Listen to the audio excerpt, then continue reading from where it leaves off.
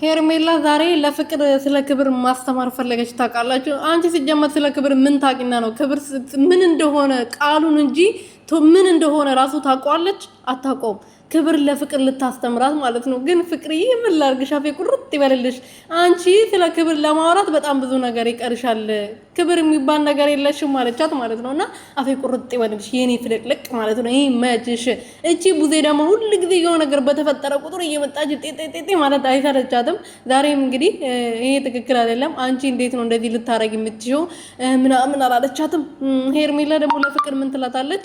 በዚህ ጊዜ ውስጥ እንዴት በ15 በ3 ቀን ውስጥ ሄደሽ አልጋ ላይ ትጋደሚለታለሽ? አንቺ ያለሽ አይደል እንደ ባለ ትዳር የልጅ አባት ገና ለመሆን የሚዘጋጅ ባል ድረስ መተሽ በየቀኑ ስትለጣጠፍበት ዶርም ውስጥ ከሱ ጋር ስትጋደም ስትለከስከሽ የነበረው እቺ እኮ የመጀመሪያ ፍቅሩ ነች። ትላንትና ደግሞ ነግራሻለች።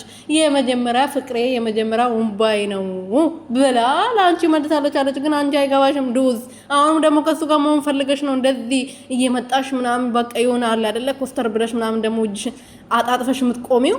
ሰላም ቤተሰቦች እንዴት ናችሁልኝ? እኔ ያለው እግዚአብሔር ይመስገን። በያላችሁበት ሰላማችሁ ብዝት ትርፍርፍ ይበልልኝ። እንግዲህ እንደተለመደው ዛሬ ፍቅርዬ ከሄርሜላና ከዛች ቡዜ ከምትባለው ሴትዮዋ ጋር መታለች። ስትመጣ ደግሞ ፍቅር እንግዲህ መልሱም ሰጥታለች ማለት ነው። እንዴት እንደዚህ ታረጊያለሽ? በ15 ቀን መጥተሽ ለሚያፍስሹላ ወንድ ትታፈሻለሽ አላለችም ሄርሜላ?